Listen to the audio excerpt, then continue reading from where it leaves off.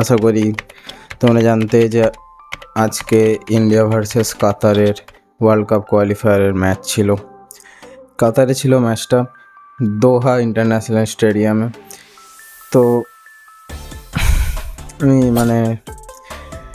প্রায় স্বপ্নভঙ্গ আজকে, সত্যি গাইস স্বপ্ন। এক এক করে আসবো। প্রথমে আসি ইন্ডিয়ার পারফরমেন্স, অসাধারণ, জাস্ট অসাধারণ। পুরো টিম ভালো খেলেছে, সবাই ভালো খেলেছে আজকে।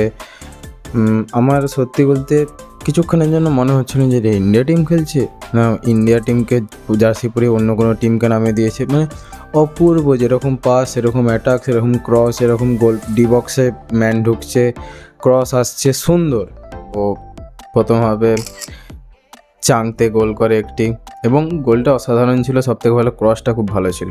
আজকে আমাদের মিডফিল্ড এবং ফরওয়ার্ড, অ্যাটাক এবং মিডফিল্ড খুব ভালো কাজ, বিশেষ করে চাংতে এবং রহিম আলী প্লেয়ারটাকে সুনীল ছেত্রী নিজে বলেছিল যে এই প্লেয়ারটা আমার ফিউচার হতে পারে। আরে কিছু তো আছেই, সুনীল ছেত্রী বলেছে মানে কিছু তো আছে। সেকেন্ড হাফে সবাই বলে যে ইন্ডিয়ার AIFF এর সত্যি রেফারিং খুব বাজে, এটা নিয়ে কোনো সন্দেহ নেই। কিন্তু এটা কি ছিল? আমার তো মনে হয় না যে লাইন্সম্যানের যে অ্যাঙ্গেলে লাইন্সম্যান দাঁড়িয়েছিল, গুরপ্রীত সিং সান্ধুর পিছন দিকে বলটা ছিল। তোমরা ছবিটাও যদি ভালো করে দেখে দেবো, গুরপ্রীত সিং সান্ধুর পিছনে বলটা ছিল এবং লাইন্সম্যান ওই দিকে দাঁড়িয়েছিল। তো আমার মনে হয় না লাইন্সম্যানের কোনো অসুবিধা হয়ে থাকতে পারে বলটা দেখার। এবার ওই দিকে বলটার সামনে একটা প্লেয়ার ছিল যে বলটাকে টেনেছে, বাট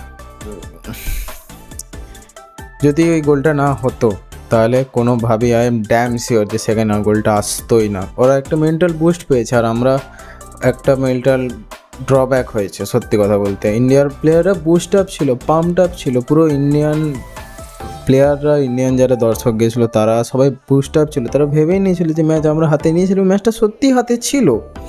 পুরো যে খেলাটা হয়েছে ওই দুটো গোল বাদে আমার মনে হয় 90 মিনিটের মধ্যে 70 মিনিট ইন্ডিয়ার হাতে ছিল। 70 মিনিটও বেশি কম বলে দিলাম, 80 মিনিট ইন্ডিয়ার হাতে ছিল। 10 মিনিটে একটা ওই ব্লান্ডারটা আর একটা 10 নম্বর যে গোলটা, ওই গোলটা সুন্দর হয়েছে। গোলটা কিছু করার ছিল না, একদম বটম কর্নার, ফুল স্ট্রেচ ড্রাইভ মেরেছে গুরপ্রীত সিং, তাও তার পাশ দিয়ে গেছে গোলটা, একদম রাইট বটম কর্নারের সাইড দিয়ে।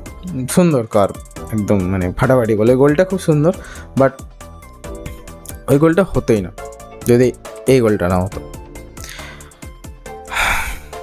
আমি ভেবে নিয়েছিলাম হয়তো থার্ড রাউন্ডে আমরা চলে যাব। সুনীল ছেত্রী যাওয়ার পরে একটা নতুন টিম, একটা ফ্রেশ টিম এসেছে, যে টিম এই প্রথম ম্যাচেই তাদের একটা ইতিহাস গড়তে চলেছে। কিন্তু আমি জানি না রেফারিটার কী নাম, এতক্ষণে অবশ্যই ওর নামে সার্চ করে সবাই ওকে খিস্তা গাল খাওয়া উচিত। অনুচিত কাজ তুমি করো না। তুমি যা করেছো, তুমি ফিফা ওয়ার্ল্ড কাপে এরকম রেফারিং করছো, আমি জানি না কোন চাইনিজ না জাপানিজ রেফারি করতে, আমার sure Chinese, Indian sure Chinese. এটা জাপানিজ হবে না। জাপানিজ হলে ঠিকঠাক, জাপানিজের চোখ ছোট কিন্তু মাথা খুব, চাইনিজ পোকা চোদা। ঠিক আছে, and at the end of the day the result matters and we lost the game by 2-1. দুঃখের কোনো কারণ নেই, দুঃখ একদম পাবে না। ইন্ডিয়া যে পারফরমেন্সটা দিয়েছে, একদম ডমিনেটিং ওয়ার্ল্ড ক্লাস পারফরমেন্স দিয়েছে। আমরা বুঝিয়ে দিয়েছি আস্তে আস্তে আমরা ওয়ার্ল্ড ক্লাস ফুটবল টিম নামানোর দিকে এগোচ্ছি। এবং একটা ইন্টারেস্টিংলিভাবে সুমনের সাথে, ABP আনন্দ সুমনের সাথে প্রধানমন্ত্রী মোদির একটা ইন্টারভিউ ভাইরাল হয়েছিল কিছুদিন আগে ফুটবলকে নিয়েই। সেই ইন্টারভিউটা আমি জানি না তোমরা দেখেছো কিনা, দেখা উচিত। যদি না দেখে থাকো প্লিজ দেখে নিও। আমি এখানে দিতাম, বাট দিয়ে দেবে এখনই স্ট্রাইক, দেওয়া যাবে না, কিছু করার নেই, এখানে দেওয়া যাবে না। নয়তো আমি অবশ্যই এখানে দিয়ে দিতাম। তো আশা করি দেখেছো যে প্রধানমন্ত্রী বলেছে যে বাংলার ফুটবলকে যদি ঠিকঠাকভাবে মনিটর করা হতো, ঠিকঠাকভাবে ইনভেস্ট করা হতো, ঠিকঠাকভাবে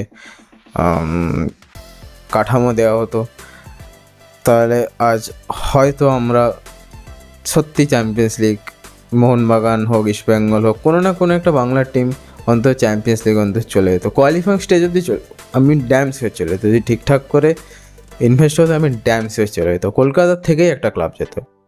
এবং অবভিয়াসলি ওটা মোহনবাগানই হতো, এটা আমরা সবাই জানি। সরি ইস্ট বেঙ্গল ফ্যান্স, রেগে যাবে না। ইন্ডিয়ান ফুটবলকে সাপোর্ট করো। আমি খুব আশাবাদী এই ফ্রেশ ইন্ডিয়ান টিমকে নিয়ে, এই নতুন ইন্ডিয়ান টিমকে নিয়ে, ডমিনেটিং ইন্ডিয়ান টিমকে নিয়ে।